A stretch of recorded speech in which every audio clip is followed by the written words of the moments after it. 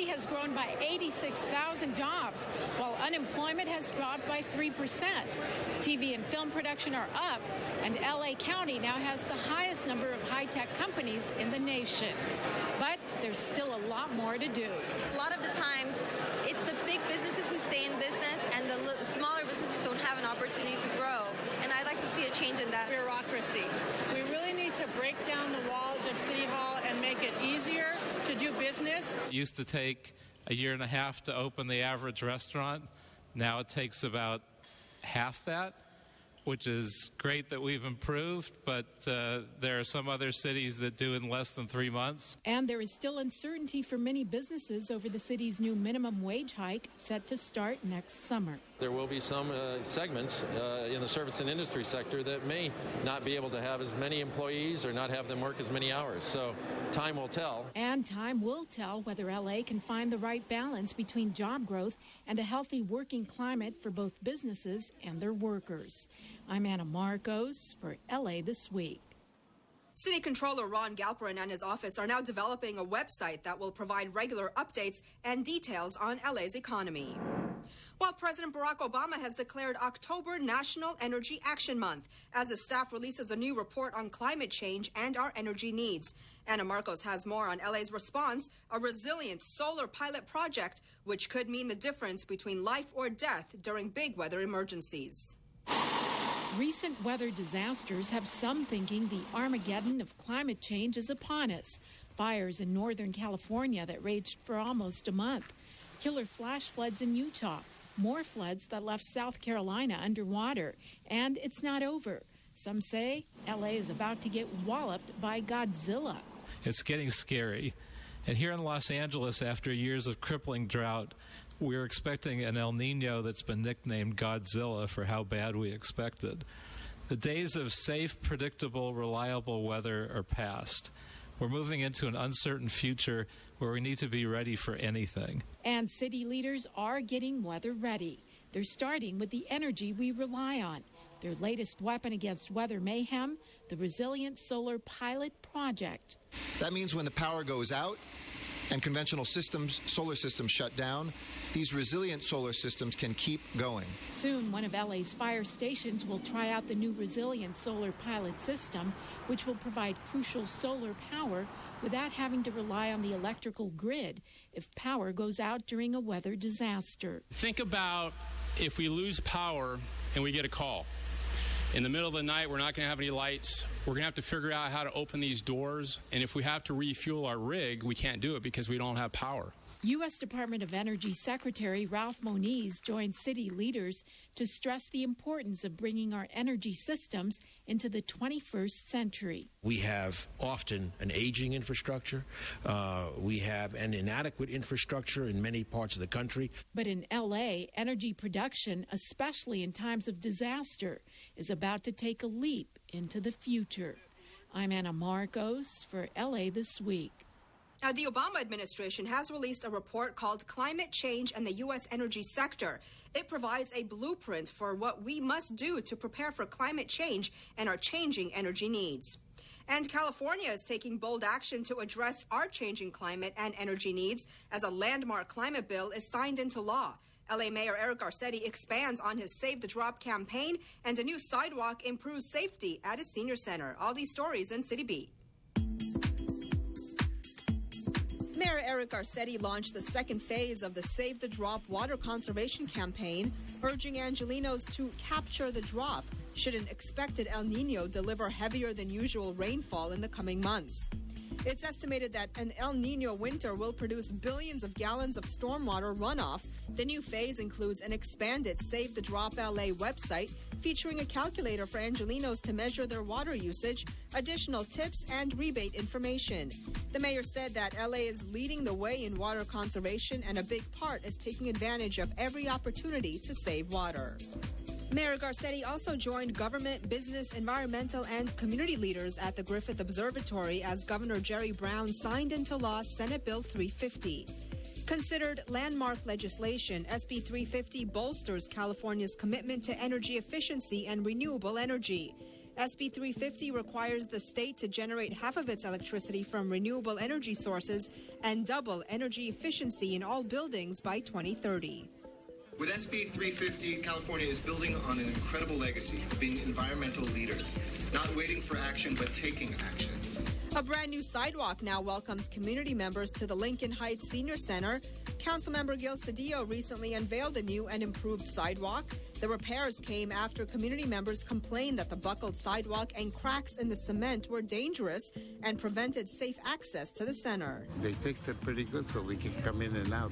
People who come with walkers or canes, wheelchairs, can now come and access the services and the resources of this senior center as well as any other person.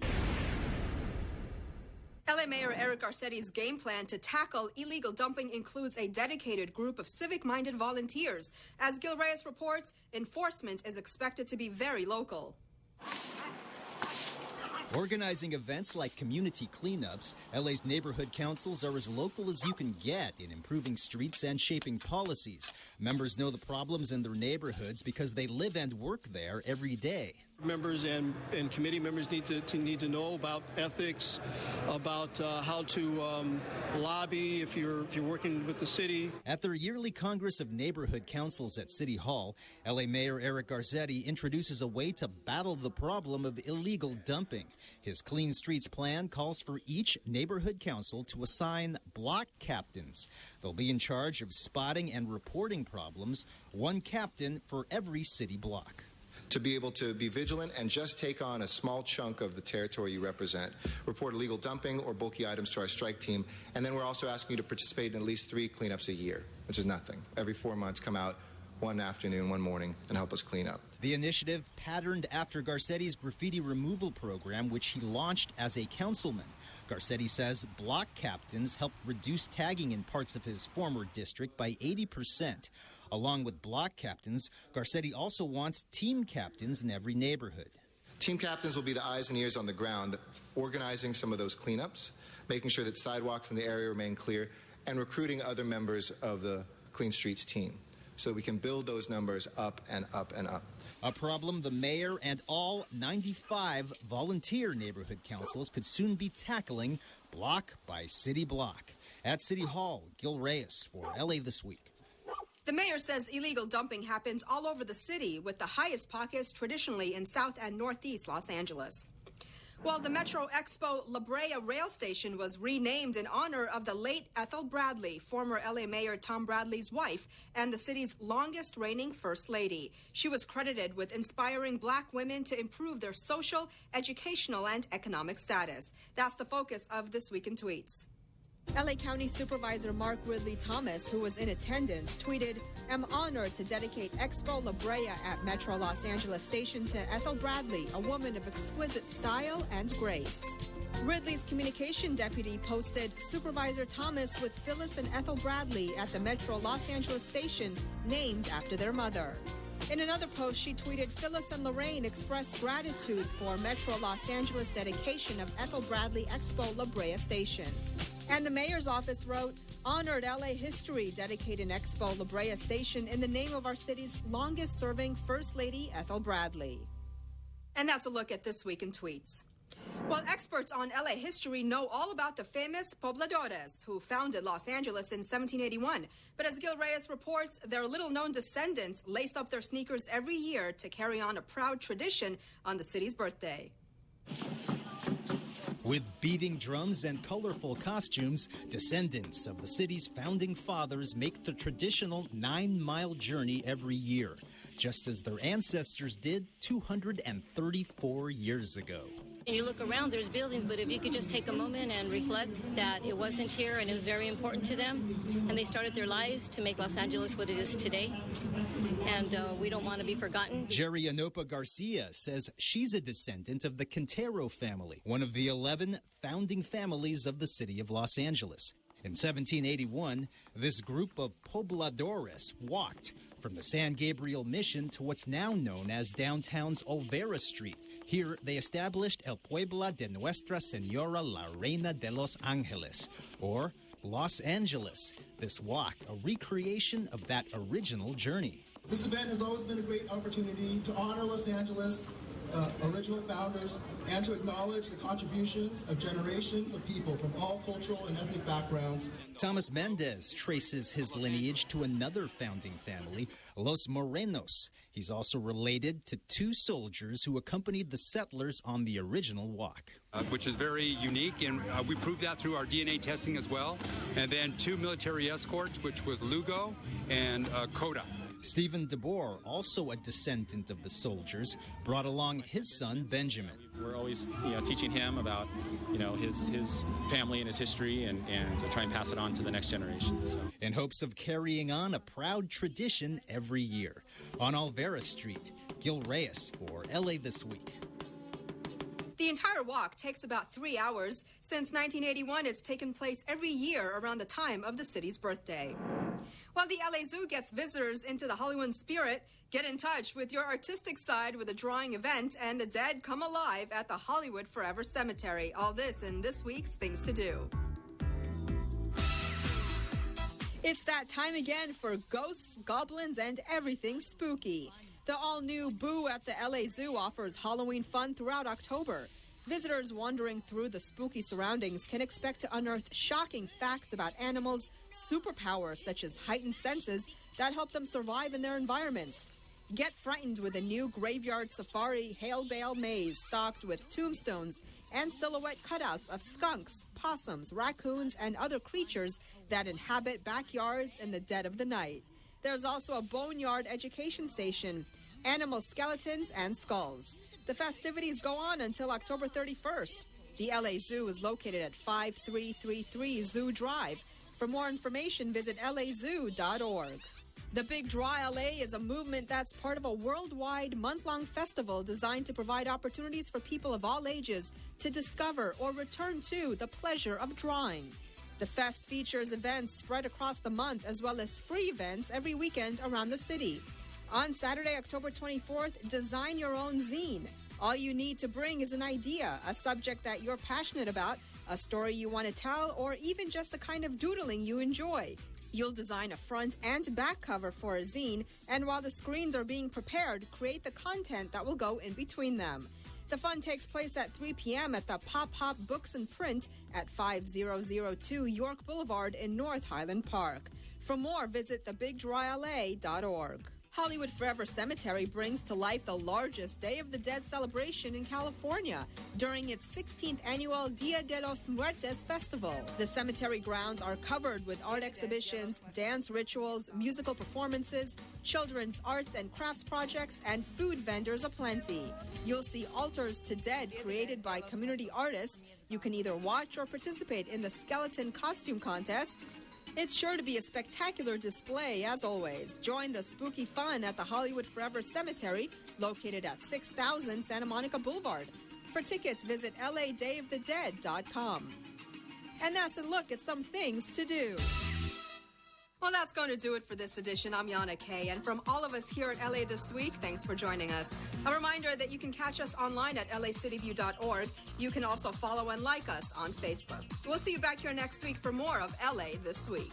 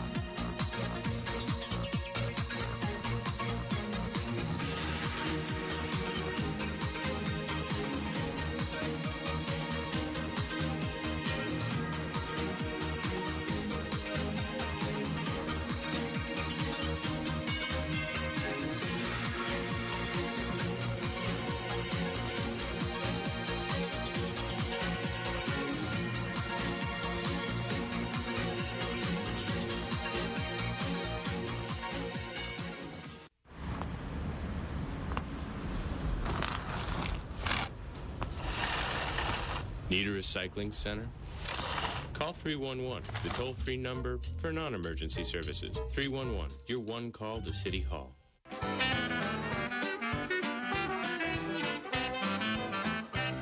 Hi, I'm Kevin from Chatsworth, offering you a taste of New Orleans since 1986. You're watching LA City View, Channel 35. Our city, our channel.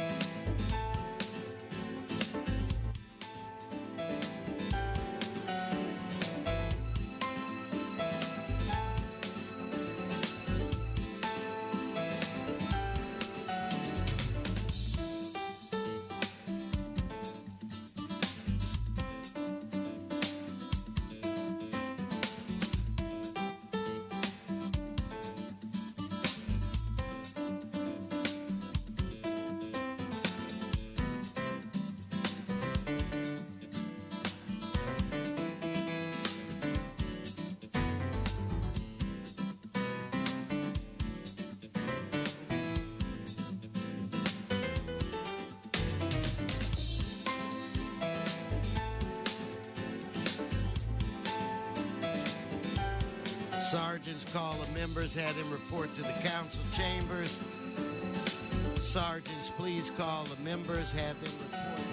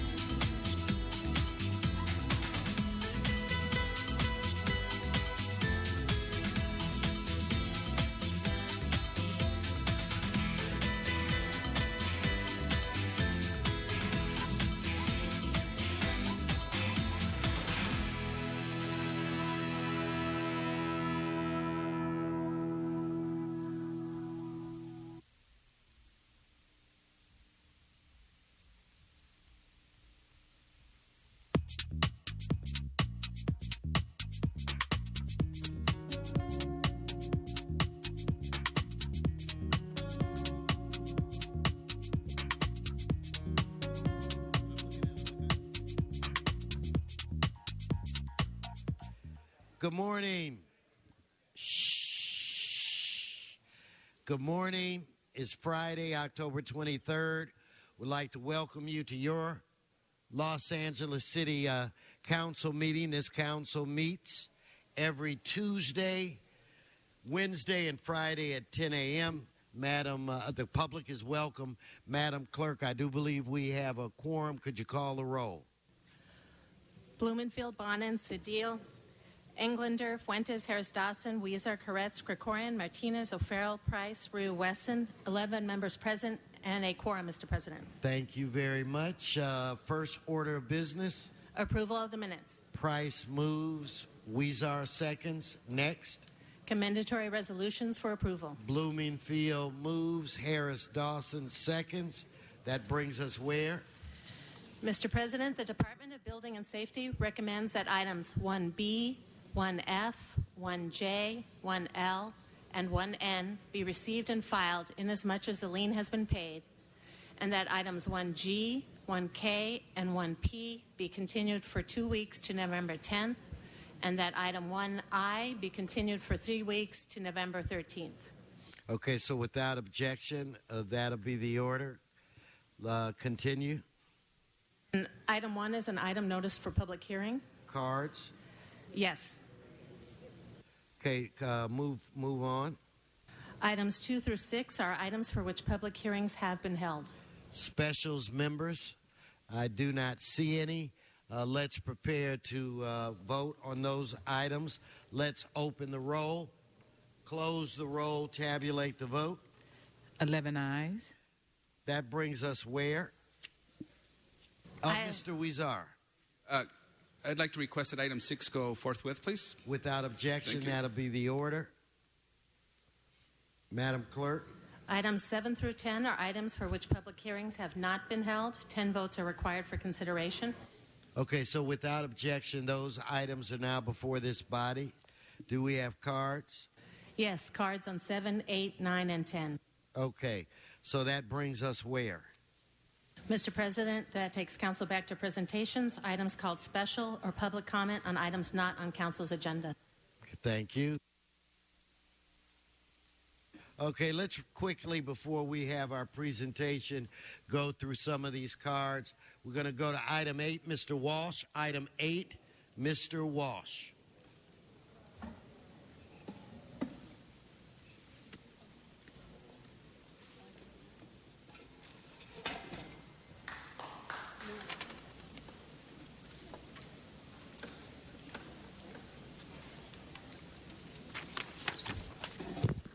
John Walsh, blogging at HollywoodHighlands.org, or J. Walsh Confidential, tweeting at Hollywood Dems. Number 8 is the construction of 2 islands on Outpost Drive. No, these aren't South Sea islands. These aren't Samoan islands. These are concrete islands. We don't need them. We don't want you to create more pavement when we have the worst managed and the most destructive pavement, the pavement that's falling apart all over the city. We have the worst streets. So what do you want to do? Build more pavement for your friends, the contractors. Now take this money, which is $7,300, and repair the sidewalks in front. Start right here. They're a mess right here. Repair our sidewalks. Don't build any more traffic islands. HollywoodHighlands.org. Okay, let's prepare to vote on that item. Let's open the roll, close the roll, tabulate the vote. 11 ayes.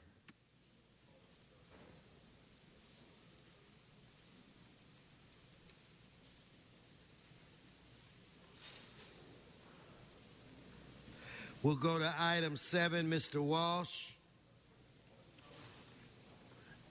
and Mr. Spindler and Ms. Ramirez.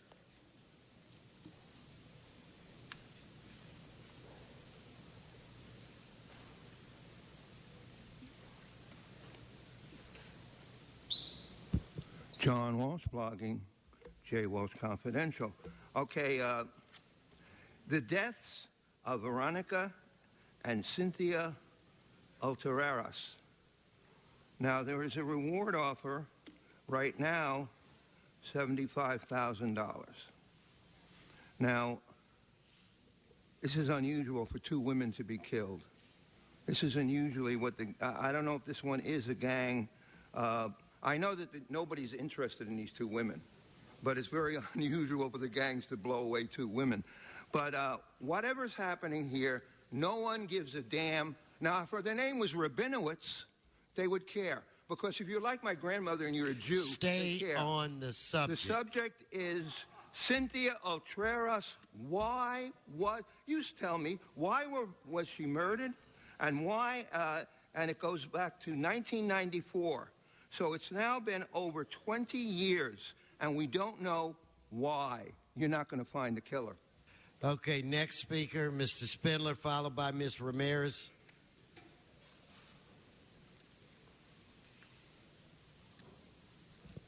Snitches have stitches.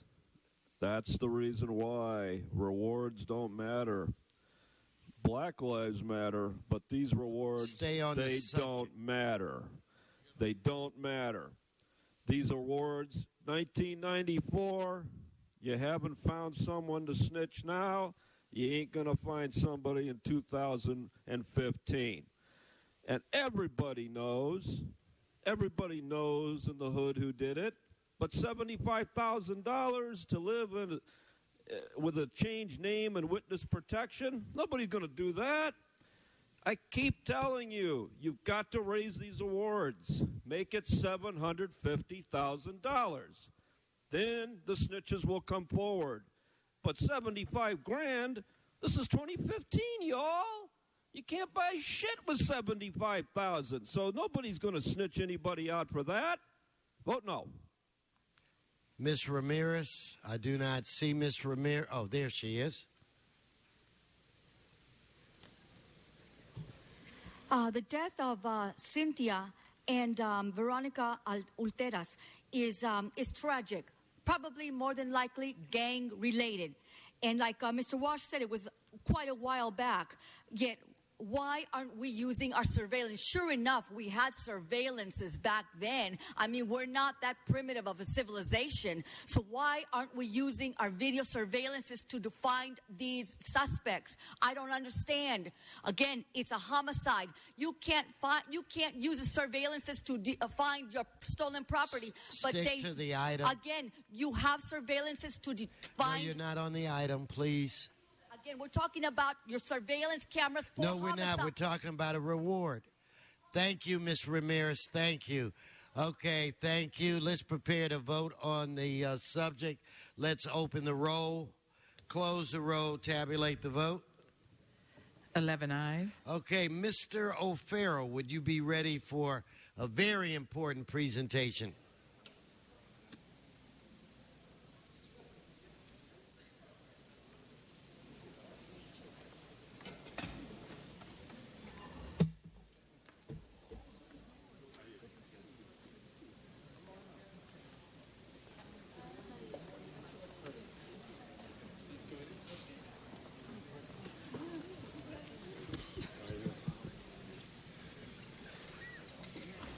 Hi, how are you? Good to see you. Mr. President, colleagues, October is Filipino American History Month. Today, Jose Huizar and I stand here as we recognize 3 outstanding Filipino American individuals and families as part of this year's celebration. But first, I want to acknowledge the presence of the Philippine Consul General, Consul General Leo Herrera Lim. Welcome. Thank you. And the president of the Los Angeles Filipino Association of City Employees, otherwise known as LaFace, Linda Granados. Thank you, Consul General Lim, for your support and presence today at City Hall. And special thanks to LaFace for hosting a reception in the Tom Bradley Tower immediately after today's presentation. Also present today is a good friend of ours, a leader in the Filipino community for more than 2 decades, founder of SIPA, and our Public Works Commissioner, Joel Jacinto. Welcome, Joel.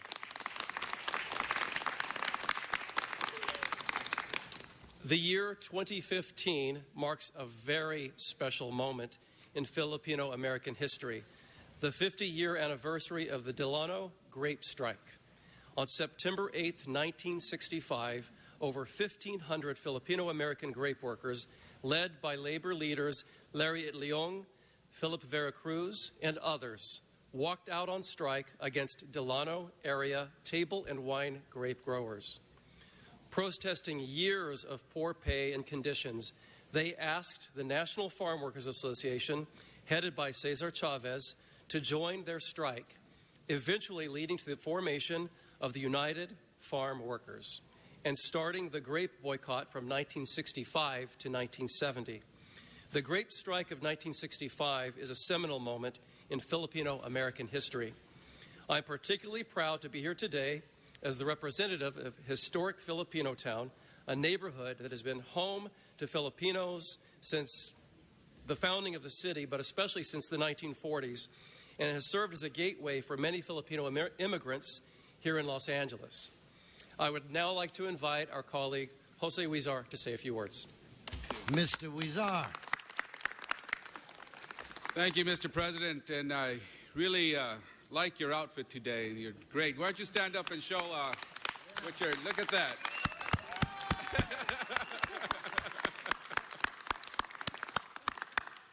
It's great that in this great city of ours, the city of Los Angeles, to have our council president expressing the cultural pride of the Filipino-American community here in Los Angeles. Thank you, Mr. President.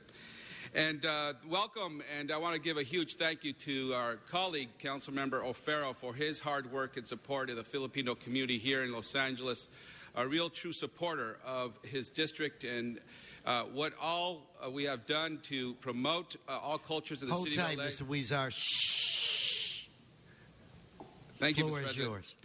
Mr. O'Farrell certainly stands above in making sure that the Filipino-American community is recognized here every year for the Filipino-American Heritage Month. So thank you, Mr. O'Farrell, as well. And certainly, as always, our good friend, I want to acknowledge him yet again, our Council General Leo Herrera Lim, a good friend of the city, no stranger to these halls. Joel Jacinto, who has done so much, not only for the city, but for the Filipino community, and as well Linda Granados from our city family, who heads the Los Angeles Filipino Association of City Employees. I want to acknowledge the honorees, Marisa Arroy, Johnny Itliong, his son is here to carry on the legacy of Larry Itliong. But I want to say a little bit more. My role is to say a little bit more about one of the other honorees. And these honorees are known as the first Filipino-American family of entertainment. And we're talking about the Bosco family. Welcome.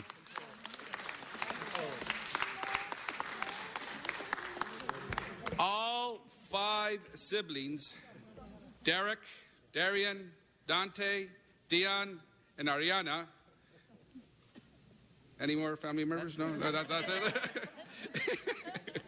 Have worked extensively in various disciplines, including film, stage, performance, art, and even street dancing as the Fly Brown Dragons.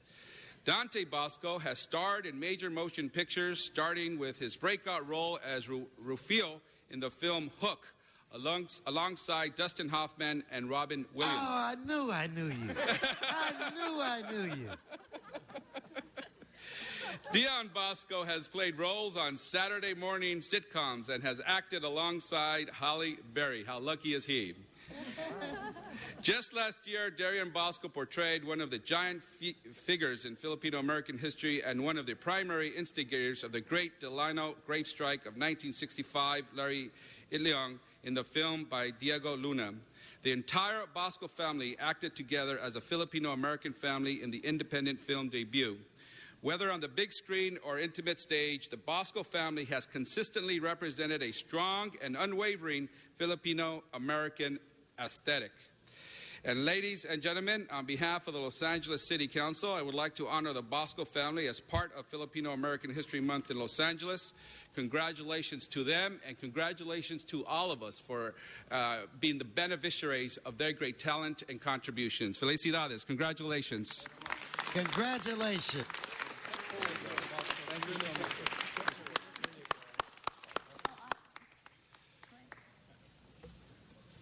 Look it over there. When you guys want to say something? We just want to thank everyone for being honored.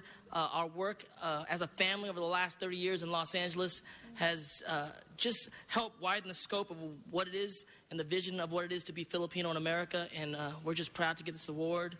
And, you know, we love LA, so it's very, very amazing to be honored by you guys. Thank you so much. And LA loves you back. Our second honoree is Marissa Arroyo, award-winning filmmaker, receiving an Emmy for the documentary Sikhs in America. Marissa Arroyo has produced and directed documentaries for PBS and received a Fulbright Award for film work in the Philippines. She directed The Delano Manongs, Forgotten Heroes of the United Farm Workers, produced by her media production company, The Media Factory. Through her film, The Delano Manongs, Marissa has unearthed forgotten California history. And now, we would like to show a brief clip. Where are your brothers and sisters over here? Come on! On September 7th, 1965, after years of exploitation, these men poured into the Filipino Community Hall in Delano, California, to plan their last stand. Led by Larry Itliong, the men had set in motion one of the biggest labor struggles in American history.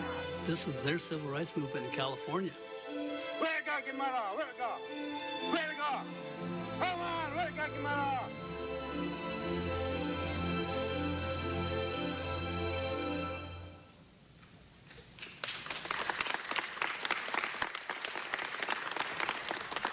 Colleagues, Marissa Arroyo.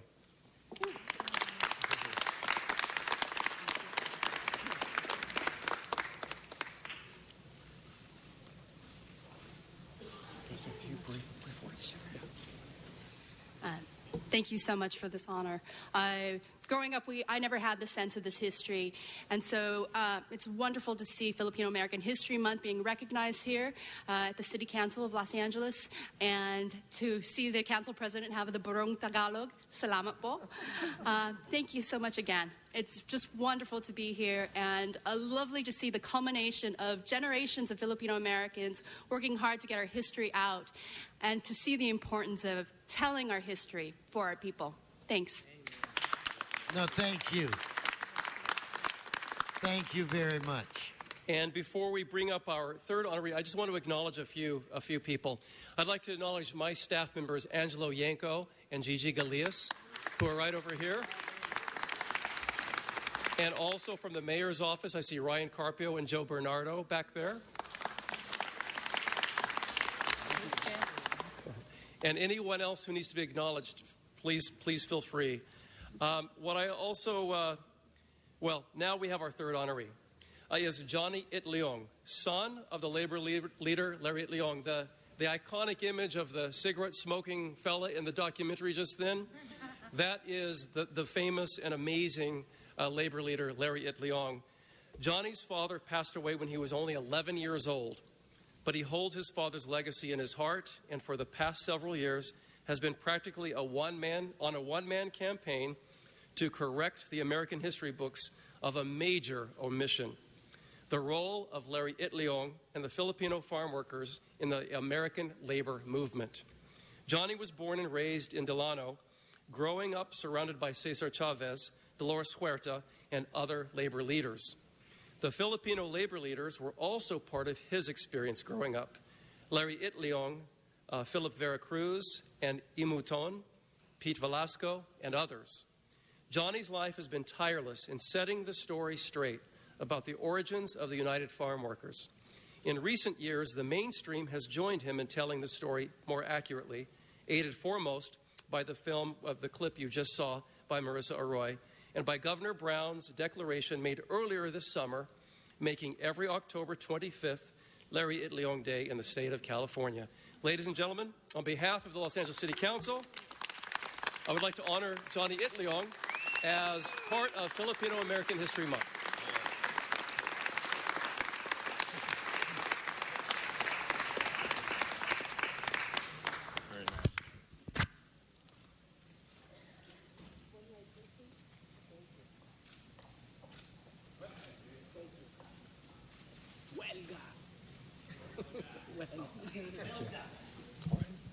Please. You know, I didn't do this for me.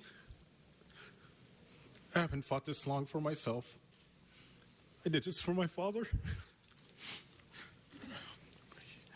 He deserves so much more than to be ignored for 50 years. 50 years after he started the first civil rights and labor agricultural fight for justice. And it's been too long. And I will continue to fight and bring this story out.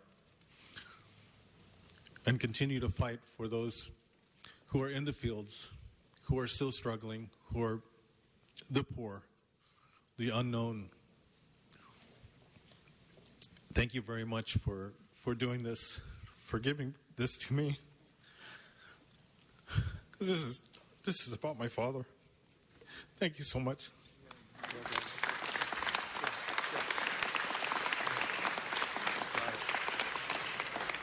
Thank you, Johnny. And the story must be told about the contributions that Filipinos made to the national labor movement. You guys, the Filipino community, played a very important, pivotal role in organizing Latinos here in California, and that set off a spark. And when nobody else was listening, when the Filipino American community came on board, it really put a spark in the movement here in California and then had tremendous impact through the rest of the country. The story must be told and credit must be given where it's deserved, but it's not only about giving credit, it's about acknowledging the history that has taken place. Thank you so much, Johnny. Congratulations to you.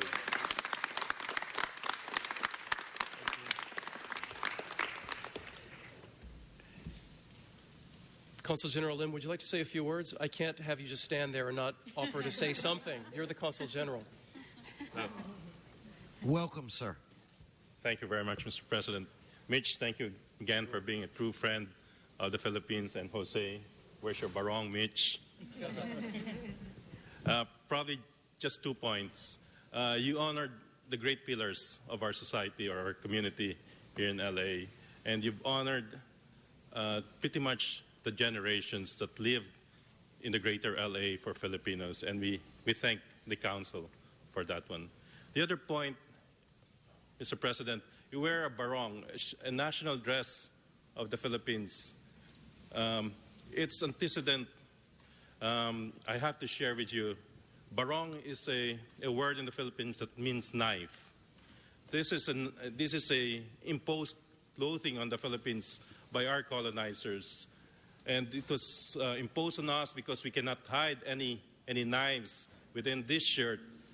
And it's been called as a barong Tagalog and evolved to become our national dress, now worn as a dress of honor by every Filipino. And you honor us by wearing it today. So thank you very much, Mr. President. Thank you. Colleagues, as you gather, this is a very, very important weekend in the city of Los Angeles. And here are some upcoming events to celebrate the legacy and the history of Larry Itliong. Tomorrow, October 24th, there is a Mass at St. Columban Church, parade and festival at the Filipino mural at Unidad Park, and that's all tomorrow.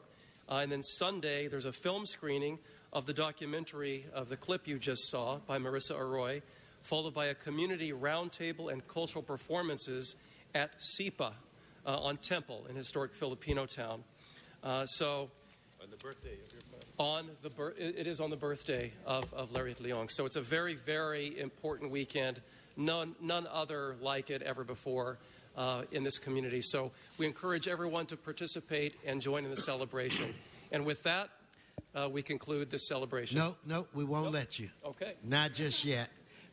There are a couple of us that would like to say a couple of words. I would like to say to, in behalf of your father, Ms. Leong, I would disagree. It's not about him. He probably never thought about himself once. It was about all of the people that are standing there. It's about all of us in this great state and nation understanding the history that makes us the greatest country on the planet. So that, in my view, is what it's all about. And for me, this day will always be special because it brings back the memory of my chief of staff, Sharmet Bampua, who basically took a raw elected official and helped him become the Speaker of the California State Assembly, a young lady who worked in the farm workers movement, who talked to me about having her fingertips stained red, you know, for all of the fruit and what have you that she picked up in the Stockton area, and her story about getting a job at Burger King and the manager fired her because she didn't speak English well, and he indicated that he felt she would never amount to anything, and yet she became one of the most powerful people in Sacramento, and of course my dear friend and partner and chief of staff for the 10th District. And she left us far too early. She was only 45 years old, so my entire staff at her homegoing celebration decided to show our respect for her that we all dressed with barongs. So in a lot of ways, your victories and your sadnesses and all of that, I feel just a little bit of that because I had the opportunity to stand beside her for so many years, and she made me feel really tall because she was only 4'10". Okay. So anyway, with that said, Mr. Paul Koretz. Thank you, Mr. President. And of course, I remember the same thing when I think of the Filipino community. I first think of Sharmet, who is also a dear friend. And when I was in the legislature and sometimes sponsored some crazy legislation, she always had my back and Herb helped me get some of those things passed. History's pretty random, so who gets remembered for things that they accomplished and who didn't doesn't always work out the way you would ideally hope, but I think we all can know that Lariat Leong really made a difference for the farm workers and for the labor movement, and the labor movement would not be where it is without him and some of the other Filipino leaders that we are now just starting to recognize now. So I appreciate that effort. I appreciate everything that he and his colleagues had done many years ago. Marissa, I appreciate the fact that you've been doing what you've been doing in helping to recognize that as well. And I don't know if Joel Jacinto is still here. Oh, there you are. I was looking over there. But we should also recognize you as our Public Works board member and my representative in the 5th District, so I appreciate that. Thank you. Let's give them all another round of applause. Filipino Heritage Month. Thank you, Mr. President. I also want to acknowledge Ruby De Vera from Northeast Los Angeles, who worked so hard to set a memorial for Filipino World War II veterans. And because of that memorial, additional conversations started, and now we have one of the largest Veterans Day parades in Northeast Los Angeles because of her hard work and others. So thank you so much, Ruby, for your work. And again, thank you to Mr. O'Farrell. Thank you. Thank you. And Mr. Huizar. Oh, you know, Mitch, you're always on top of these types of issues. And I think it shows that there's just a very special bit of sensitivity that is just inside you, and that comes out because you're just so genuine when it comes to acknowledging the diversity in this world, this city, and this state. So God bless you, and we love you, and this council thanks you for making sure you and me, Mr. Weezer, that we would never forget such an important month. Let's give Mitch a round of applause. Thank you, Mr. President. And let's see, Johnny, the Bosco family. I want to see Mr. Bosco. Step forward. We can't see the father. Come on forward. And so we're also going to go in the back and take pictures. This won't be it, but yeah. It's here. Yeah. You can talk. That way. And Marissa. I'm right You're behind you. I'm right here. Okay, you shouldn't be behind me though.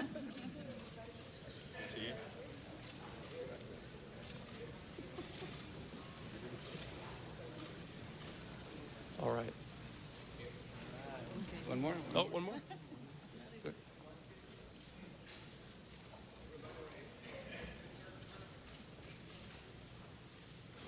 There's always 5 or 6, one more. Okay, so we're going to go that way. Okay. God bless you. Yeah. It's one more round of applause.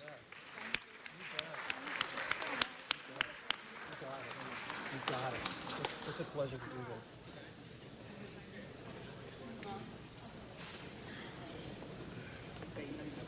We're going to now go, Madam Clerk, to item 10. I have cards on that. Go right ahead. Oh, Mr. Englander, I'm sorry. Thank you. Before we move on to other items, Mr. President, if I ask that we move to reconsider 1F and 1J from Wednesday, October 21st agenda. This is regarding the liens for the properties located at 23822 West Mobile Street and as well as 8031 Chastain Avenue. And I'd like to ask that we can reconsider those items, and then I'm going to ask that we continue those for 30 days. Okay. So it's 1F and 1J from Wednesday, October 21st. Okay, so this first vote is on reconsideration. Let us open the roll, close the roll, tabulate the vote. 11 ayes. Okay, and then if Mr. I ask that Englander, if we can continue those for 30 days. which would be November 24th, Madam Clerk, am I correct? Correct. Okay, so Thank you, those Mr. President. items will Thank be you. continued.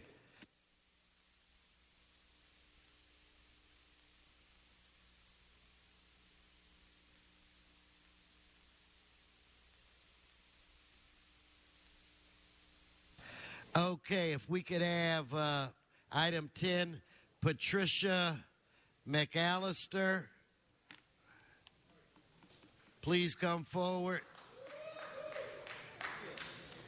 Good morning. I'm Patricia McAllister. I am against this $150,000, and especially for LASA. LASA is running these shelters where they have shelters taking money from the women and the men, telling them that they're saving this money to help them get housing. Some of these shelters are asking for cash. Now, how are you going to track cash? It's a scam.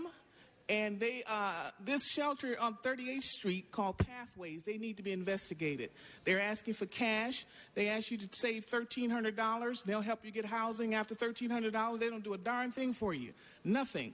And another thing, it's been reported some of these shelters are asking women to sleep with them in order for them to find housing. So LASA shouldn't get a dime. And I think LASA needs to be investigated. Okay, but stay on the subject. Excuse me, did somebody interrupt me?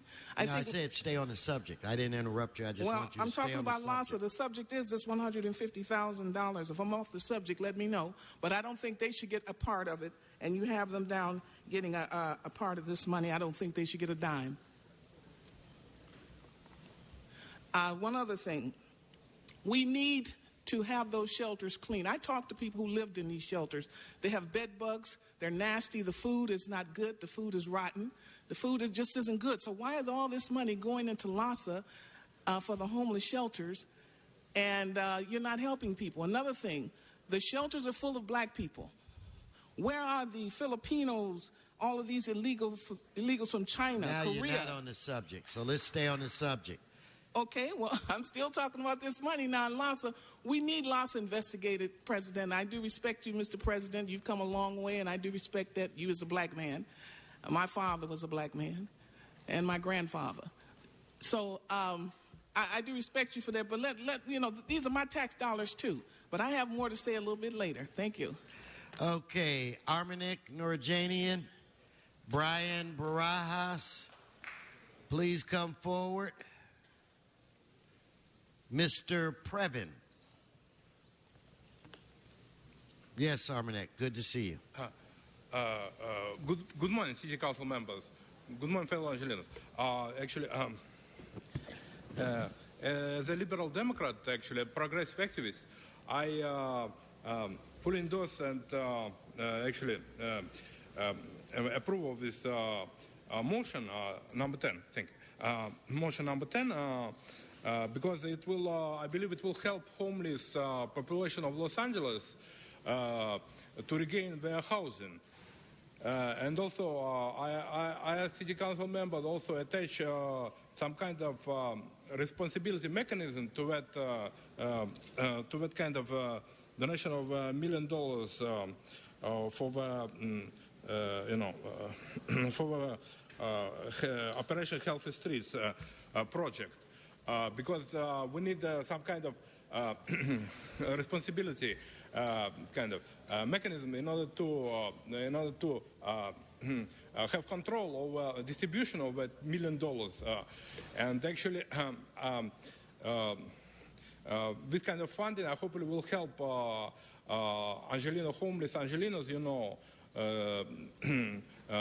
to actually to regain their housing again, and actually it's a good motion, and I believe it will pass with flying colors and with unanimous vote. That's it. Thank you, Mr. Barajas, followed by Mr. Previn.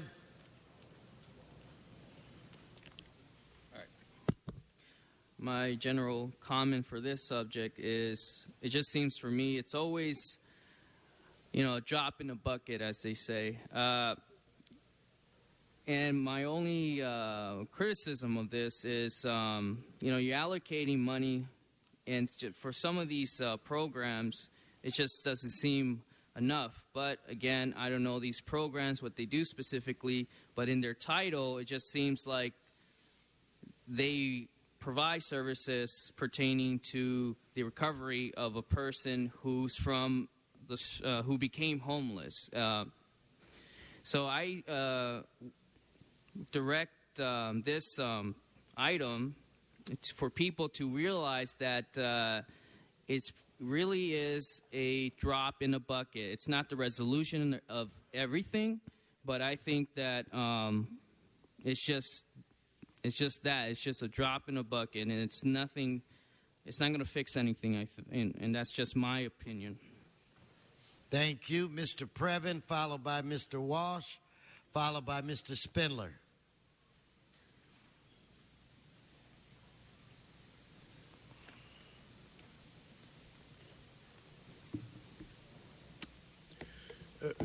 Good morning, sir. It's nice to see you dressed so sparkly today. It is Eric Previn from CD2. Today, sir, this is item 10, and I'd like to thank Mr. Price and obviously you, sir, for making some of the Healthy Streets money available for the homeless outreach programs. You are earmarking $330,000 in toto for various homeless details, and then there is some obviously has to go towards the original intent, Operation Healthy Streets. Now, sir, this week there was a very exciting meeting over at the County Board of Supervisors with Julian Castro. I believe Mr. Bonin and his colleague, Mr. Price, and Mr. Harris Dawson attended, along with all 5 supervisors and the great Mayor Garcetti, to try to crack into this serious problem. And of course, the purpose there was to seek federal funding, which, as you know, is your specialty. So we are all united in the quest here to clean up and help the individuals who need it. And I had an idea that I'd like to share. If you could direct me to the appropriate deputy. I talked about this with Dr. Mitchell Katz at the county the other day, and he was a little interested. It's based on essentially the idea of a kibbutz, which is over in Israel. They have these community cooperative development. But if people could check into a place when they need to be sobered up and work the next day or close to the next day. We could partner up, private partnership with some companies that can add to their workforce on a daily or weekly basis just as needed. And these people could get some kind of help. And because the problem is we're just urgent crisis care only gets us so far. We need a place, as you know, for permanent supportive conduct. And I think anybody who thinks about it for a good moment realizes that for this population who are really in crisis, that is what's necessary. And the best way to achieve that is to do some constructive version that's not obviously incarceration, sir. Not incarceration. Thank you. Thank you, Mr. Previn. Okay, Mr. Walsh, followed by Mr. Spindler, followed by Ms. Ramirez. John Walsh, HollywoodHighlands.org. We echo Ms. McAllister's statements, criticisms of LAHSA. This is another $1 million going to poverty pimps, mostly white people, mostly white poverty pimps, a few blacks, a few Hispanics, one or two Asians. Look at what this homeless outreach integrated care system for homeless outreach services, $100,000. This one makes no sense. $50,000, quote, to life after uncivil, ruthless acts for homeless outreach services. That isn't even a sentence. Go outside, everybody here, and look at the state of your sidewalk and know that $1 million is being shot to hell. Stay on the subject, for Mr. Walsh. Homeless outreach. Homeless outreach. You know where they should reach out? These poverty pimps, HollywoodHighlands.org. Mr. Spindler, followed by Ms. Ramirez. Brought to you by McDonald's. Now, how come our mayor gets rushed on the stage, and on Friday we got $1 million of white poverty pimp money going to these projects? Why? Is it a mere coincidence? Stay Let's on look the at subject. all of this. We're going to hear the same thing. Stay on the subject. Okay. $50,000 to life fucking after motherfucking uncivil fucking ruthless fucking acts for fucking homeless outreach fucking services. $30,000 fucking dollars of waste to the Los Angeles fucking community fucking enterprise and motherfucking services for goddamn fucking shit homeless outreach fucking services. No, $100,000 of waste. Homeless outreach integrated bullshit care fucking motherfucking system for homeless outreach bullshit fucking system. Waste of money. $150,000 waste. Los Angeles Homeless Service Authority not going to bring Ezell Ford back to life. $300,000. Bullshit. Solid Waste Resource Service Fund. Bullshit. Operation Healthy fucking Streets.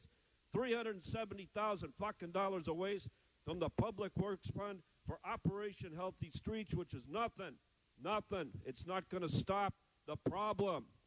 It's not going to bring back Ezell Ford. Give the $1 million to the people who are the victims. That's why they rush the streets. That's why Stay they on rush the the mayor. subject. $1 million to the family of Ezell Ford. Not this You're fucking off shit. the subject. Thank you. Thank you, Mr. Spindler. Your time's expired.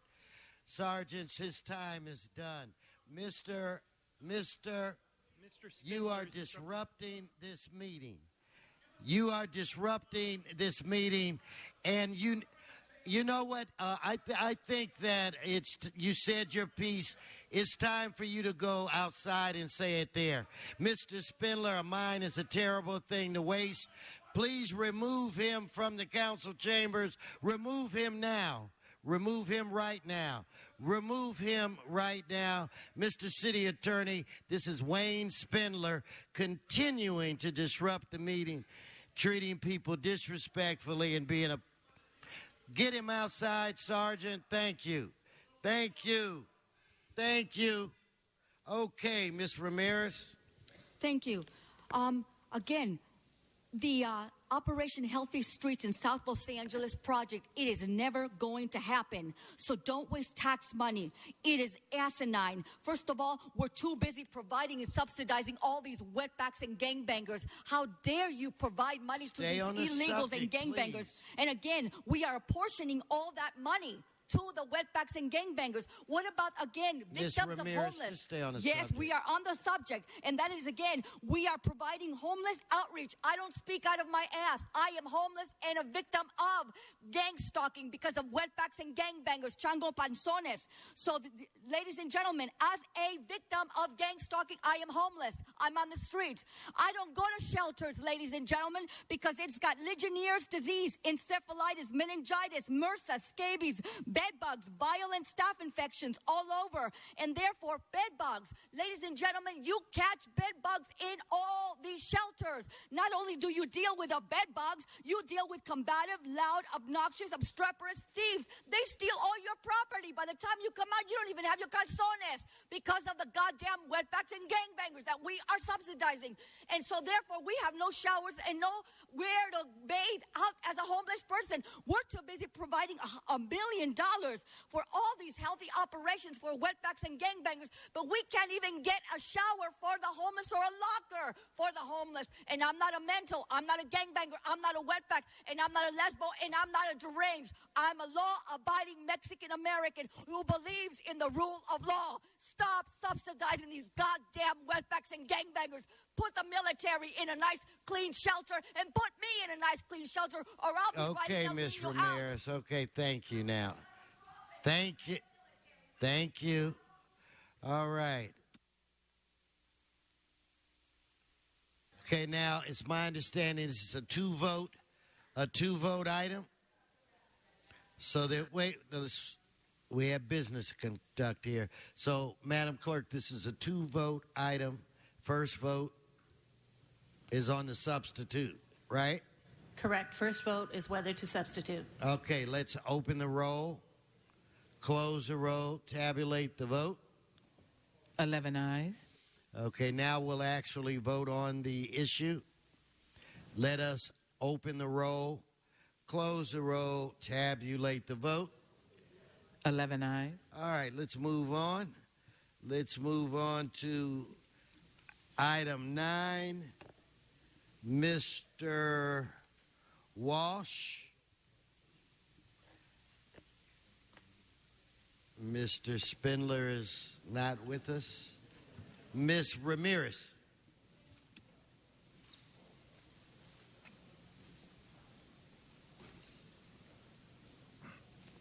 John Walsh, blogging at HollywoodHighlands.org or J. Walsh Confidential, tweeting at Hollywood Dems. This concerns tree trimming and sidewalk repair projects in Council District 13. Well, the first time I set foot on Hollywood Walk of Fame was 1966. The trees are beautiful. Go out there now and see what the vomitous state of the trees are. And the trees are falling apart. Vagrants urinate against them. So that's what the tree needs for buds, to bud. And what are you going to do now? This isn't Poverty Pimp. This is Arbor Pimps. $220,000 for tree trimming salaries, including overtime. You mean you can't wait for the next day to trim the trees? I'm telling you right now. And also here it talks about sidewalk repair. Now, if you go to my website, you'll see the shocking condition of the Hollywood Walk of Fame. And you can blame that it's on the Chamber of Commerce. And the few black and Hispanic and Asian minority stars in there are even worse. I've pointed out what terrible condition these stars are in. And where's this money going to go? For overtime for trimming the trees. This Hollywood Boulevard 13, and it's almost as bad, the sidewalks are almost as bad on Sunset. Where's this money going to go? This money is going to go to Friends of Mitch Englander. As the Hollywood Boulevard, as the street furniture, we don't need any street furniture. The bums can lie on the floor. Okay, Ms. Ramirez. Ladies and gentlemen, that is a horrendous amount of money, $300,000 for all that. Ladies and gentlemen, again, we do need tree trimmings and sidewalk repairs desperately. So why don't we get that wetback gangbanger back there and have him do all that and clean and repair? Stay on the subject. We need repairs on the streets, and we need projects to repair the streets. You know why? Because many of these wetbacks and gangbangers stage slip and fall accidents and file bogus lawsuits against the city of Los Angeles.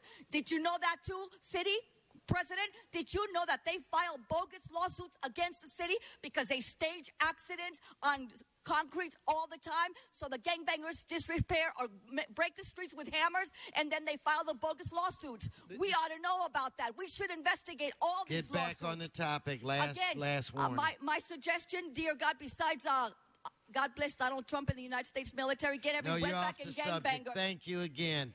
Okay, stop her time. It's time for us to move forward. Okay, let's prepare to vote.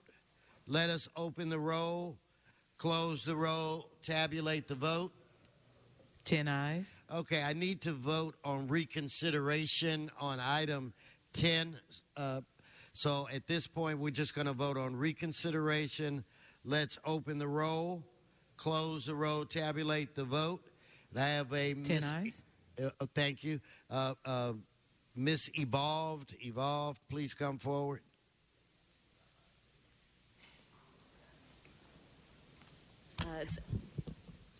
Is this thing on? The thing with this thing is responsible is not a word that can be data-based. It has no value to data. These are the kind of things that are going on with these bills now, is that they end up not being able to amount to anything. Responsible is an abstract term. A healthy, in terms of streets, is an abstract concept. It still doesn't tell me what the end goal is. Healthy is for live systems. That is a metric that can be mathematically determined. The homeless thing I talked about like 3 years ago, why don't you have them trim trees? There's a lot of things that can be done. If you start manufacturing hempcrete, that can be mulched in people's backyards. It is a low-skill labor that can be given to homeless veterans. Let's try to get back to item 10. Yeah, the homeless thing, right? That's what's going on. And I'll talk on the tree trimming item 9. I was just cross-mingling No, you got to stay on item 10. Data does that. Well, and I get points for every time you do that in my fantasy employee league. Okay, thank you. Okay, let's vote on this again. Let's open the roll. Roll, close the roll, tabulate the vote. 10 ayes. That brings us to item 1.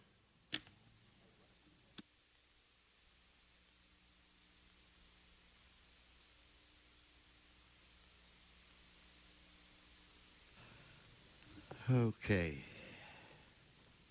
Marsha Tyler, Arnaldo Gutierrez, Mihran Namri. I can't quite make it out. Maybe it's Dwight. Is that Bagley? Please come forward.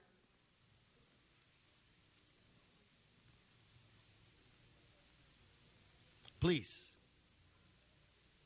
Just come forward, identify yourself.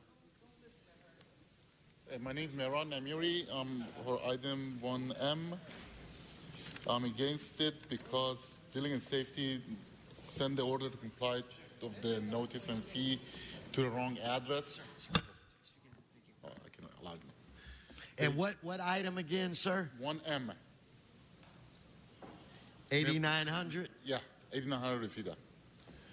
The original notice of compliance was sent to the wrong address, and then the fees, all those things, the original fees was $550. They sent it to the wrong address, and the only notice that I got was your notice, which is notice of this hearing. So they put a $550 and penalty and fees, all those things. They sent it to the wrong address.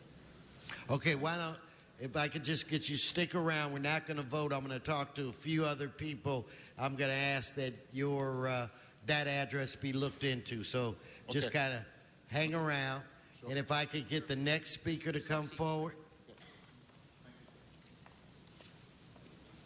Hello, Mr. President. My name is Arnold Gutierrez. I'm with 1O. And also, I want to point out, I've been, back and forth for the last 2 months for the different, PI name numbers, but being in the same property. This is a 2-acre plus lot being subdivided into 4 different IPI numbers that I didn't even know there was. When I bought the property, there was all one whole lot. And now I receive an individual citations for each lot, and I've been, trying to put it all in one for November 10, which the other ones are being already scheduled with the continuation. The address is 14709, 14717, 14719 Plummer Street, plus one more, there is no address in there, which is also the same, and one that I don't even receive the citation, but I know it's already a lien and pending, and I've been trying to explain to Mr. Charles about all the situation that I make 4 payments on it. I'm going to interrupt you, sir. On your item, we're going to... Right now, the one is 14709. We're going to continue that, afford you the opportunity to talk to staff. So that item is going to be continued for 2 weeks. It would be back here on November 10th. And if you go over to the side, we'll have someone that will talk to you about your concerns. So this item will not be voted on today. It will be continued for 2 weeks. Okay. Okay?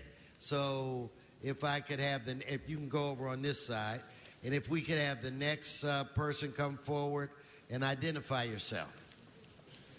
Good morning. My name is Dwight Bagley. Gotcha. I consulted an attorney about this fine that was levied on me.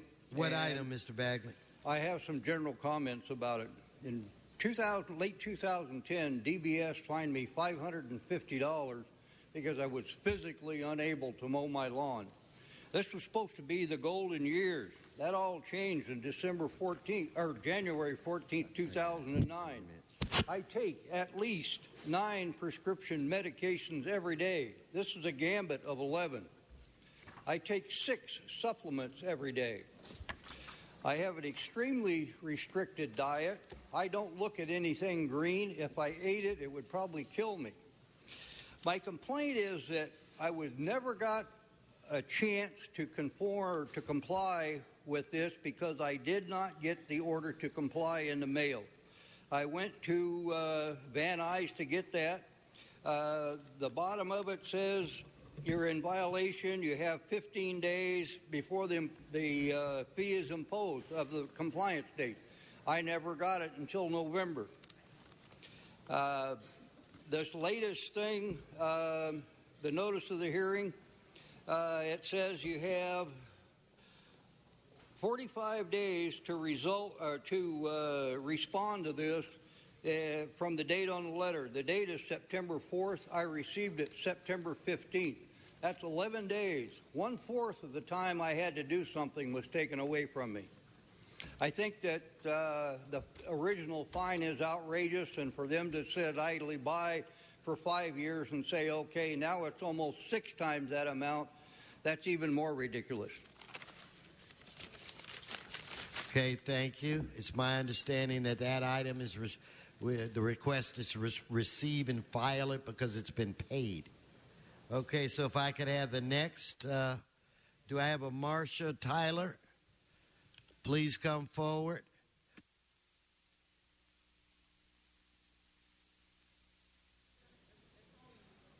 Oh, so on item 1H, we're going to continue that for 2 weeks, Mr. Harris Dawson, so that would bring us back on November 10th. Now I'm looking for, I think it's a Danielle Schechner. Yes. If I could ask, please, 1M be continued for 2 weeks. Okay, where is he, guys? Your item's going to be continued, sir, until November 10th. Well, now I'll have you go over to the side and talk with the sergeants. Yes, ma'am. Yes, I would like to request a continuance. I can't hear you speaking to the mic. Sorry, I would like to request a continuance for 2 weeks. The property in question is a wall that doesn't belong to me. It actually And that belongs address again? 415 North Crescent Heights Boulevard. I inherited the property from my grandfather, so I'm just sort of stepping into this mess. But the wall in question isn't mine, so I need to talk to the inspector. Give me 2 minutes to have a conversation take place, and I'll let you know before we vote what we're going to, if you can get the continuance or not. Okay, thank you. Okay? Sure. If I could have Miss McAllister, Patricia McAllister. Yes, sir. I have a protest here. The city confiscating property of poor African Americans because of tax liens or code inspection violations reminds me of the Joseph Stalin regime in Russia, and that was under communism. Now, owning property was outlawed under communism, and the right to disagree with the government was a crime. Confiscating the properties of millions of African Americans is a step toward communism by the Zionist communists, who are the descendants of the Russian Bolsheviks revolution. Now, Stalin was Jewish. Yes, he was. And no, come on, get back on the subject. Okay, I'll get back on the subject. We're not talking about Mr. Stalin. Every week, I see these listings of properties, $1,000 here, $600 here, liens. You're taking people's properties. It's almost like you're gangsters. We know the economy. This is the worst economy since the Great Depression. And if you don't have $600, you're going on the street. No sympathy. And people don't know they should come up into these meetings and address you. You're human, I think, and address you. But to throw people out because they owe $1,200, $1,300 on liens, it's a smack in the face, and it's moving us toward communism. I'm from Chicago, where they tore down thousands of homes. No, you're off the subject. Okay. Thank you. Thank you very much. Okay, go ahead.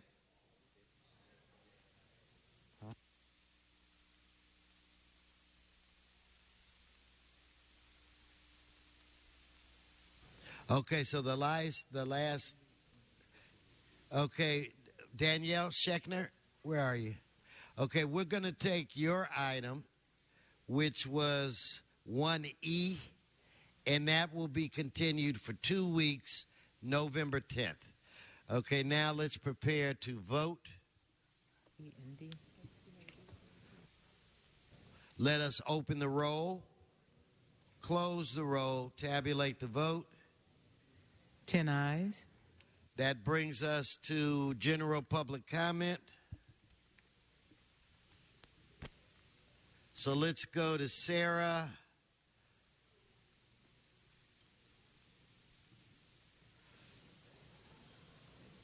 Sarah, I'm really Ramsawak. Hey, I know you. Come on up. Good morning. Okay, come on up. Lydia, Commissioner Grant. Nina Royal, please come forward. I think it's a Marjorie Maxim, so start working your way. Good to see you. Good morning, President Wesson. My name is Sarah Ramsawak, and I have been the member of the North Hollywood Northeast Neighborhood Council since 2007. I am not representing my council. I am speaking to the defense of the entire 96-member neighborhood council system. The actions to evict an authorized city entity from their city office, which was used with permission in city-owned property, cannot honorably be justified. There must be a recognition of the great harm that has been done. There must be needed apologies. There must be immediate efforts to remedy and reverse the threat that has jeopardized a fellow city entity. Thank you. Thank you. So where's Commissioner Grant is next? Only 1 minute, Sarah. Nina Royal, Marjorie Maxim. Go right ahead, Ms. Grant. No, Sarah, you're out of time. Miss Grant, everybody gets a minute. Hi, I'm here on my own behalf today. I am Lydia Grant, and I reside in the Sudland-Tunga area. I wanted to bring something to your attention, and that is the council files that you voted on, 150484 and 84-S1. These were the motion or the council files that the City Council voted on to allow the nonprofits into the North Valley City Hall building. We are happy to partner with those entities. The problem is this: the neighborhood council was silenced. When those motions and council files were written, they did not allow the neighborhood council to weigh in because there was no mention of the neighborhood council or our local police department being affected. This is not the way that we need to do things. You wouldn't want to be seen as council members who are silencing the neighborhood councils, and we're asking that you please that you readdress the issue so that you can hold accountable those who aren't and are trying to silence those councils. Thank you. Thank you. Ms. Royal, please come forward. Good morning. I'm finally back.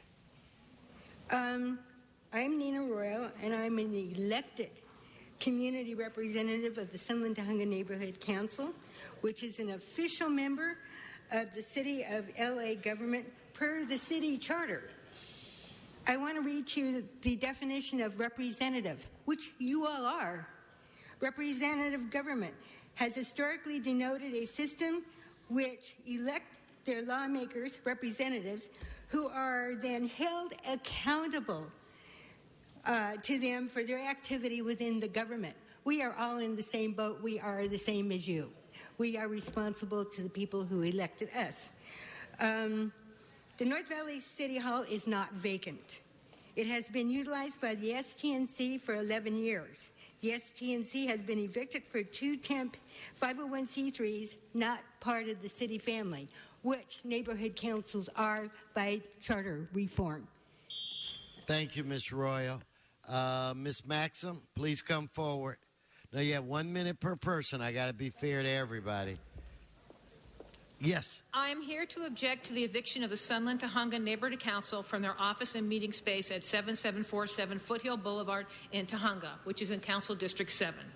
The City Council was misled when it was told the space is vacant. The space is actively used by the Neighborhood Council for over 10 monthly community meetings and for additional special meetings. The building has a large room that can accommodate a meeting attended by many people. I have attended meetings where this room was full of neighborhood residents. I believe this building was probably built by the city for this very purpose. This eviction is unnecessary. The space can be shared since the council office and nonprofits use the space in the day and the neighborhood councils meet in the evenings. This eviction will create an undue hardship on our neighborhood council because they will have to use most of their budget to rent other space for a large meeting room. This will leave little money in their budget for any community improvement projects. I hope you will seriously consider passing a motion to clarify that the CF 15.0484 motions require that the space should be shared. Thank you so very much. Okay, if I could get Ms. McAllister, Ms. Evolved, and President Julius. Los Angeles does not have an illegal alien skid row for Mexicans, other Latinos, for Filipinos, Chinese, Koreans, Indians. Many of them are illegal. A report has been issued recently that not only we have a Latino high population of illegals, we also have Asians who are violating their visas. Now, why aren't they on Skid Row? Because their people won't allow it. We have blacks here in leadership. They allow anything, bend over for anything to make some money.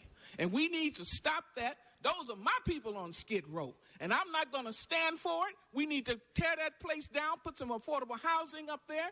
You drive by there every day. And you come here and sit up here and these other people look at you and laugh. They don't respect you because you don't care for your own people. We elect you to look out for black people, not all these other folks, these Filipinos and everybody else, but black people. Okay. Miss Evolved. Only deaths you can prevent are suicides. There are 2 ways to start doing that today. Have teenagers study the lyrics of Ian Bavitz. Here's Dry Spell paraphrased. I got a model city in a bottle, plugged hostile, where it's bliss-kissing pollutants and a billion suckers will pucker in a bind. They'll coax a little warmth from out the mugs of masons, wasted, laying bricks for days to later find they owned the lot adjacent. Will mark the blasphemy. I'm drowning in a pool of wire, you hear? I will sever ties with my beast of burden, because it is pertinent to if I die this year. I got a circle of sandbags, dragged to shield the meal, the needy hand grabs. And got opulence in the cockpit, not the pocket. And you're out exhausting the art of drunken address. Alas, I dig my toes into the sand and spit foliage out my lips. I'm tossing darts at the map of the arts to pick up where you choked. And it was 2 minutes, but I'm modeling humble shoes and 10 shades of blues come off the difference. And I grimaced. It's sickly innocent. President Julius. Heil, Herb! Heil to the corporations! I heard the city of L.A. raise minimum wage to $15 an hour. I am overwhelmed by your generosity. I have registered with the FEC to run for president. When I'm president, officially, I will make minimum wage $100,000 a year. It's easy. Because I'm not a retard, I know how to do it. The scumbags, I want to say to my fellow Angelenos, the scumbags on the city council are denying veterans housing because they are poor. I ask you, as a true president of America, to vote all these scumbags out of office. That'll do it for now. Thank you very much.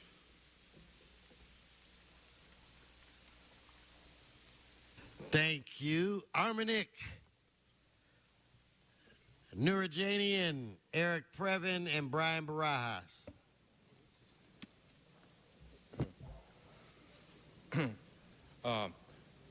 Good morning, City Council members. Good morning, fellow Angelenos. My name is Armenak Nurajanian, and I'm a liberal Democrat and progressive blogger at youtube.com. Well, actually, today I want to propose to you, City Council members, to hire me as a liberal political consultant in order to reduce the liability costs related to a number of black Angelenos being killed by police. I also want to ask you, City Council members, not to cut business tax towards companies and corporations without them adding a certain number of jobs for the last 3 months. And also ask you not to sell marijuana with any content of tetrahydrocannabinoids. Thank you.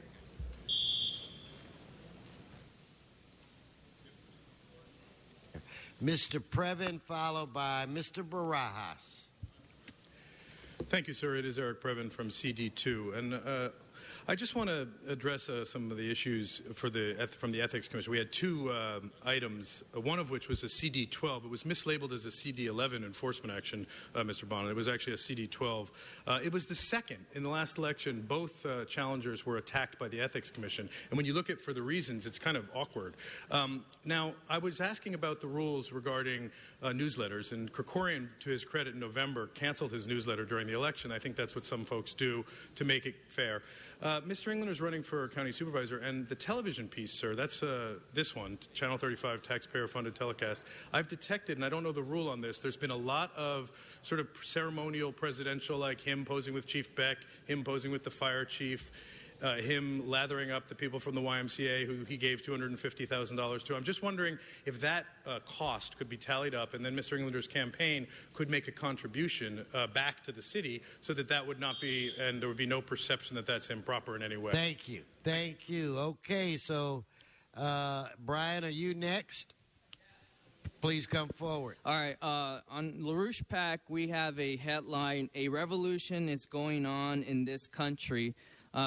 I think our organization is spearheading the direction to which our country should be moving towards: the impeachment of a killer murderer called Obama, and also recovering a society by our numbers, or expert numbers, is that 102 million people are not working. Now, what do we do under those conditions? Well, we need a approach to shutting down of Wall Street. We literally need to shut that thing down right now, or else you will not do anything about anything what you may have in mind in helping the population. So, in our organization, we throw out the real bums in office, and we need to revive the citizenry and know that we can build a future again. Thank you so much, Ms. Ramirez, followed by Mr. Walsh. Thank you. We have an epidemic of jealous, nosy, vicious, uncivilized puercos panzones, like the gangbanger sitting behind over there. Violent, filthy, come mierda, racist, hate-mongering, wetbacks, and chango Latino gangbanging, conniving, diabolical thieves and pussies. These chango undesirables are filthy, violent thieves and pussies. They'll even steal your calzones, City Attorney and Herb Wesson. Get some durable locks. Moreover, go to Little Tokyo and the Music Center Grand Park. It's become dangerous. You now have chango Latino gangbangers and blacks from Haiti, Jamaica, Africa, and African Americans who are bullying, stealing, vandalizing, assaulting with violence. These predators who are gang stalking homeless and also against me and others, including military veterans, are primary blacks, and browns. And that's the truth. Go out there and talk to innocent, law-abiding citizens who are being attacked by these blacks and browns every day and night. You're getting robbed. God bless America and Donald. Thank you, Mr. Walsh. John Walsh, blogging at HollywoodHighlands.org, and chair of the Jerry Brown for President Committee, which we formed here a couple of days ago. Bernie has no chance, and so we have to go with Jerry Brown. He's weighing it now. We expect him to make it and run for the fourth time. Also, anybody but Englander for supervisor, and I think we need, I remember in the old days, we used to travel, used to have these city council meetings every month in a different area of the city. We want a city council meeting at Holman Memorial Baptist Church, where the mayor was imprisoned in his automobile. And we would like to put no Olympics in L.A. If the mayor of the city of Los Angeles is not safe in this city, which we now know, why would Olympics be safe? Thank you so very much. That concludes general public comment. Madam Clerk, what's before this body? Mr. Huizar. Thank you, Mr. President. If I could take a point of personal privilege and acknowledge some visitors in City Hall chambers, and welcome to see Democracy in Action, first speech in action, and our State Legislative Brown Act in action. And I want to acknowledge the Shoal Canyon Estates Retirement Community from Glendale. Welcome to these chambers. Can you please stand up to be acknowledged, and welcome for being here today? Welcome. Thank you all. And thank Mr. you President, all for visiting. Thank you. Get this, Mr. President. We have with us amongst the group Anita Mackey. She is 101 years old, and she will turn 102 in January. God bless you. Thank you very much. An early happy birthday, Anita. Happy birthday on behalf of the City Council. Okay, Madam Clerk, what's before this body? Council has motions for posting and referral. They are posted. They are referred. Announcements, members. Mr. O'Farrell. Thank you, Mr. President. As I mentioned during the Filipino Heritage Month celebration, we have the events on the weekend, the Larry Itliong Parade and Festival, which begins at St. Columban Church tomorrow morning at 8:45 there in historic Filipino Town. I also want to announce that tomorrow evening is the closing of my films in the park, and we're showing Beetlejuice before Halloween tomorrow at 6 p.m. at Echo Park Lake. It's free. We'll have snacks and refreshments, and feel free to dress up in a costume if you want to come and see the movie with us. Please join us.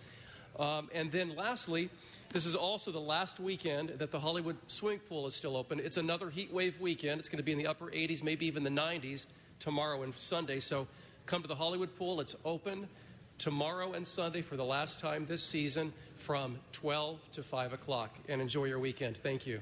Thank you, Mr. O'Farrell. Mr. Weezar. Thank you, Mr. President. And ladies and gentlemen, unfortunately, our beloved 6th Street Bridge is coming down. It is a bridge that was built in 1932, one of the first and longest concrete-built bridges in the city of LA, which allowed the small town of El Pueblo to expand to the east side and create some of the city's first suburbs, such as Boa Heights and Lincoln Heights. A few years ago, this council was informed that because of the materials that were used to construct the bridge, it's practically eating itself up and has a very high chance of coming down in an earthquake. We quickly got to work, and we did an international design competition and selected a beautiful design that incorporates some of the arches that exist there now. Those arches are well known through the many movies that have been filmed there and commercials. And we also will take this opportunity to create some underground below the bridge activity with recreational activities such as a soccer field, basketball courts, an arts plaza, and more access to the Los Angeles River. Mr. O'Farrell, I know that's important to you. And so we thought we'd do a goodbye, farewell ceremony to remember the bridge and its contributions to the city's economy and history. This iconic bridge, you will have the last chance to walk on it this Saturday as we have a festival.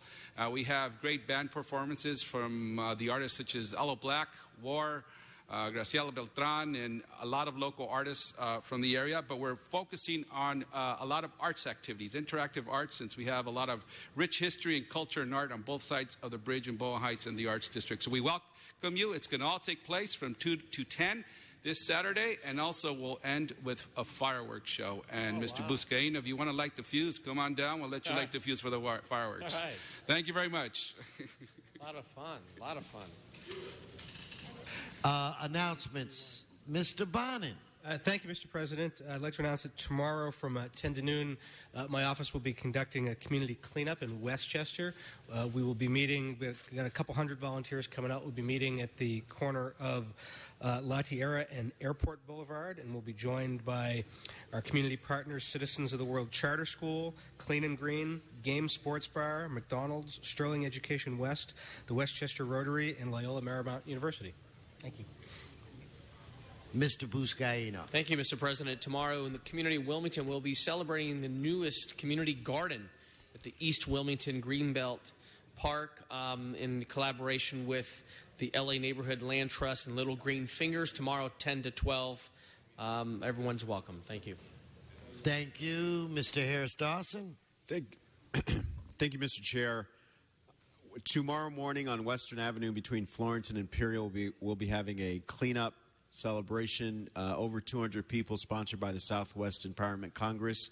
We expect to have Western Avenue spick and span by 1 p.m. tomorrow afternoon. So anybody out there who lives anywhere near Western, please walk out and join us and grab a broom. Thank you. Any more announcements? Okay, now let's all rise for adjourning motions. You're disrupting this meeting, Mr. Akala. Adjourning motions. I look to my left. Mr. Englander. Thank you, Mr. President. So with great sadness. Would all please rise? So with great sadness that I ask that we adjourn in memory of Salvador Salinas, a city planner. He's worked for the city of Los Angeles for all of us for more than 40 years, from January 1st, 1957 through January 21st, 1997. Sal was born August 6, 1921, and passed away on October 3rd, 2015, at the age of 94. Though he lived a great life and a full life, during his retirement, Salvador enjoyed hiking and traveling, working on cars, most importantly, spending time with his 8 grandchildren. He's also survived by his wife, Lorraine, children, Salvador, Michael, and Vivian. May he rest in peace by remembering him in all of our hearts forever. Thank you. Thank you, Mr. Englander. I am still looking to my left. Now I'm looking to my right, Mr. Koretz. Thank you, Mr. President. I'd like to adjourn in the memory of one of my heroes from childhood. Those of you who are around my age and are baseball fans will remember when the Angels still played in Dodger Stadium, and the pitcher who had the best year for the Angels, possibly the best year ever for anybody, was Dean Chance, who passed away at age 74 on Sunday. In 1964, he won 20 games. He had a 1.65 ERA, which is rarely matched. And he actually pitched 11 shutouts in 1 year, won 5 games 1-0 when he was pitching for the relatively hapless Angels. But when you don't give up a run, you usually wind up winning. He won the Cy Young Award, which then was for both leagues, beating out Sandy Koufax, Don Drysdale, Bob Gibson, and Juan Marichal. And when he played against the Yankees, he particularly dominated them to such a degree that Mickey Mantle told the sports writer, "Every time I see his name on a lineup card, I feel like throwing up." Dean Chance had a couple subpar years after that, so he was traded to the Minnesota Twins. In 1967, he again won 20 games, including 2 no-hitters in 1 month, and won the Comeback Player of the Year. He continued with a successful career playing for the Indians, Mets, and Tigers, and had a career ERA in the 2s. He was also known as perhaps the worst hitter in baseball history, having years like 1966 where he went 2 for 76. He was also known for partying during the years that he was in the LA area, and he and Bo Belinsky were famous for their visitation of the nightlife in the Hollywood and Los Angeles areas. He had a colorful life after baseball, including managing heavyweight boxer Ernie Shavers, served as president of the International Boxing Association, and getting crowds going as a carnival barker. Dean Chance is survived by his son Brett, his sister Janet Connolly, and 2 granddaughters, and he will be well remembered and certainly missed, at least by me. Thank you, by all of us. Seeing no more adjourning motions, members, we are adjourned.